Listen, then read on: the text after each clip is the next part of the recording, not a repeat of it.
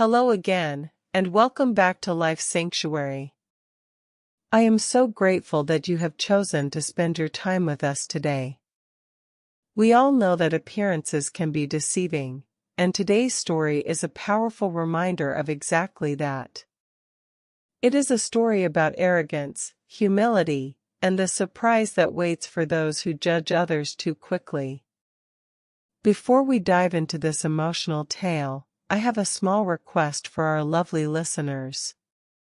If you believe that kindness is more valuable than money, please take a moment to click the subscribe button and like this video.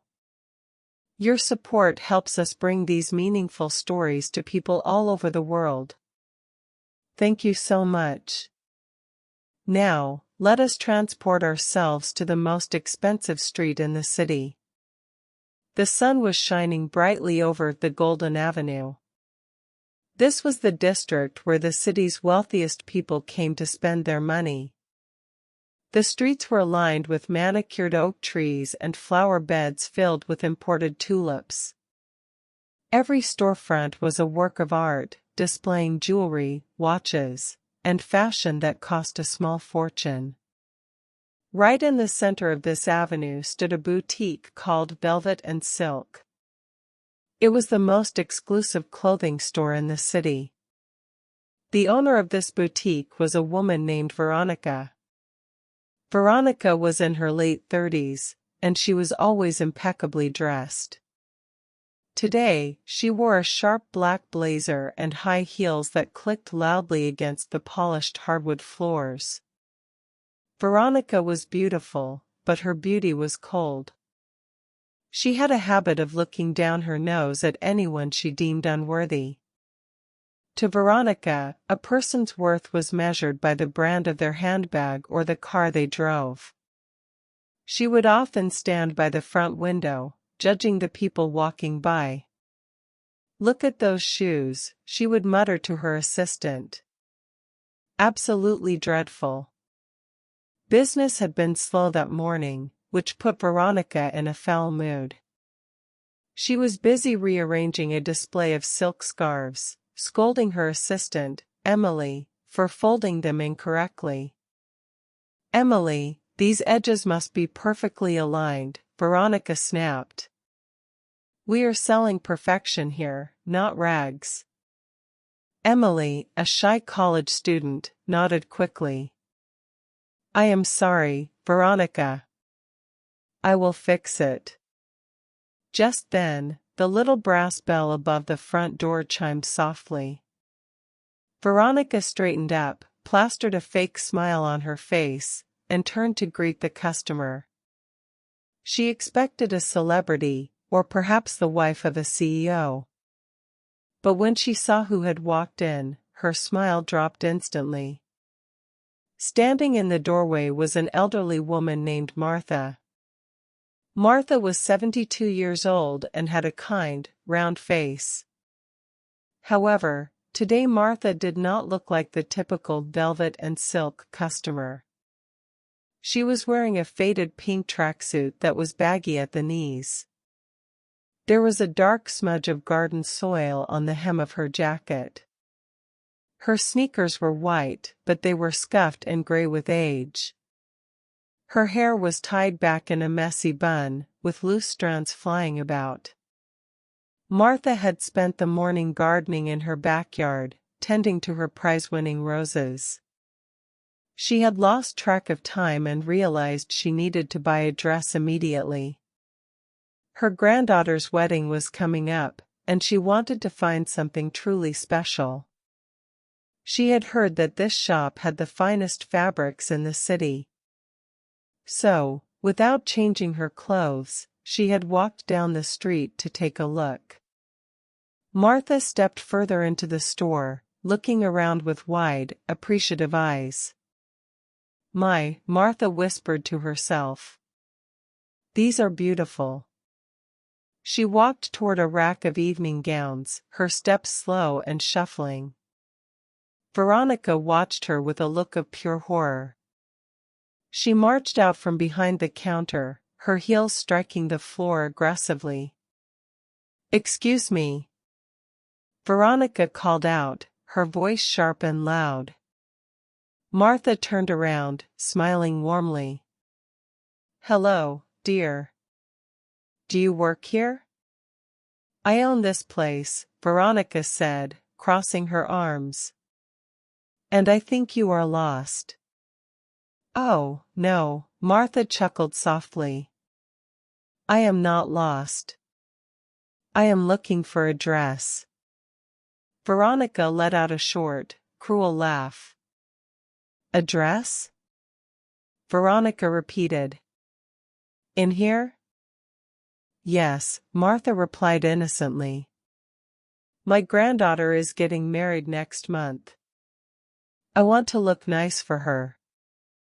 Martha reached out to touch a stunning navy blue gown made of imported silk. Do not touch that. Veronica shrieked. She rushed forward and slapped Martha's hand away from the fabric. Martha pulled her hand back, shocked by the physical aggression. I just wanted to feel the material, Martha stammered. That dress costs $5,000, Veronica hissed. Your hands are filthy. Look at you. Veronica pointed a manicured finger at the dirt stain on Martha's tracksuit. You look like you just rolled around in the mud, Veronica said. I cannot have you ruining my merchandise with your grime. It is just a little soil from my garden, Martha explained, feeling her cheeks turn red. I am sorry, I should have changed. You certainly should have, Veronica sneered. But it is not just the dirt. It is the smell. Martha blinked, confused. The smell? The smell of poverty, Veronica said cruelly. It does not belong in my store. Emily, the assistant, watched from the corner with her mouth open. She wanted to say something, to tell Veronica to stop, but she was too afraid of losing her job. At that moment, 2 other customers walked in. They were 2 younger women, dressed in designer coats, holding expensive lattes. They stopped and watched the scene unfolding. Veronica saw her audience and decided to put on a show. She wanted to prove that her store maintained high standards. Listen to me, Veronica said loudly, making sure the other customers could hear. This is a high-end boutique. We serve the elite of this city. She stepped closer to Martha, invading her personal space. We do not serve people who look like they sleep on a park bench. Martha's heart ached. She had lived in this city for 50 years. She had donated millions to local charities, built libraries, and supported schools. But she never flaunted her wealth. She preferred to live simply and comfortably. She never expected to be treated like a criminal just because she wore comfortable clothes. Young lady, Martha said, her voice trembling slightly but remaining calm. You should not judge a book by its cover. I have money to pay. I doubt that, Veronica scoffed. What do you have? A jar of pennies? A Social Security check? The 2 young women near the door giggled. Martha heard their laughter, and it stung more than Veronica's words. I can pay with a card, Martha said, reaching for her worn-out leather purse. I am not running your card, Veronica said, blocking Martha's path. I do not want to waste my time when it inevitably gets declined. It will not be declined, Martha said firmly. I am asking you to leave, Veronica said, pointing to the door. Right now. Before I call the police and have you arrested for trespassing. Trespassing? Martha asked. It is a public store. It is private property, Veronica corrected her. And I reserve the right to refuse service to anyone. Especially anyone who lowers the property value just by standing here. Martha looked at Veronica's face. She saw no kindness, only vanity and cruelty. Martha took a deep breath. She realized that arguing with this woman was pointless. Very well, Martha said quietly. I will leave. Good, Veronica said. And take your dirt with you. Martha turned around slowly. She began to walk toward the door, her head held high despite the humiliation. As she passed the two young women, they stepped aside dramatically, as if Martha had a contagious disease. Veronica followed Martha to the door, like a guard dog chasing away an intruder. And do not come back, Veronica shouted as Martha stepped onto the sidewalk. Go to the thrift store down the block. That is more your speed. Veronica slammed the heavy glass door shut. She locked the deadbolt loudly, making a point. Through the glass, Martha turned and looked at Veronica one last time. She did not look angry. She looked disappointed. Martha reached into her purse and pulled out her phone. Veronica laughed as she watched through the window. Look at that, Veronica said to the other customers. She is probably calling her other homeless friends to complain. The customers laughed with her. You handled that so well, Veronica, one of the women said. It is so uncomfortable when people like that come in. I know, Veronica sighed, flipping her hair. You have to be firm. We have to keep the standards high. Outside on the sidewalk, the wind had picked up. Martha stood alone, clutching her phone. She dialed a number she knew by heart. It was the direct line to the CEO of Prestige Real Estate Group. But she didn't need to ask for the CEO. Because Martha was the chairman of the board. She waited for the line to connect. Hello? Mr. Stevens speaking, a voice answered on the other end. Hello, David, Martha said calmly.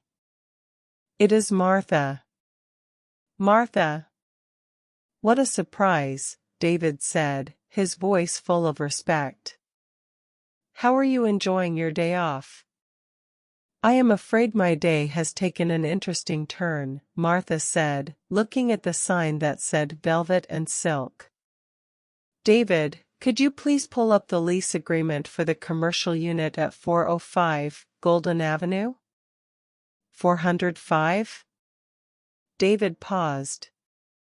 That is the boutique, isn't it? The one run by Ms. Veronica Miller? That is the one, Martha said. When is her lease up for renewal? There was the sound of typing on a keyboard. Inside the store, Veronica was busy opening a bottle of champagne for her real customers, completely unaware of the conversation happening 10 feet away. Let's see here, David said. Ah, this is interesting. Her lease actually expires at midnight tonight. We were preparing the renewal contract for her to sign tomorrow morning. A small, knowing smile formed on Martha's face. Do not send the renewal contract, David, Martha said softly. I beg your pardon? David asked. I said, do not renew it, Martha repeated. In fact, I want you to draft an eviction notice. An eviction notice? David sounded shocked. But she is one of our anchor tenants. Did something happen? Let's just say she violated the core values of our company, Martha said, staring at Veronica through the glass. She forgot that every person deserves respect. I understand, David said immediately. I will handle it personally. When do you want her out? Martha watched as Veronica laughed and toasted with her champagne glass. Give her 24 hours, Martha said. I will come to the office tomorrow to deliver the news myself. Very good, Madam Chairman, David replied. Martha hung up the phone. She adjusted her old, pink tracksuit and wiped the garden soil from her jacket. She took one last look at the boutique. Veronica was happy, thinking she had won. She had no idea that the old lady in the dirty sneakers was about to turn her world upside down. Martha turned and walked away down the golden avenue. The wind blew the leaves around her feet, but she didn't feel the cold anymore.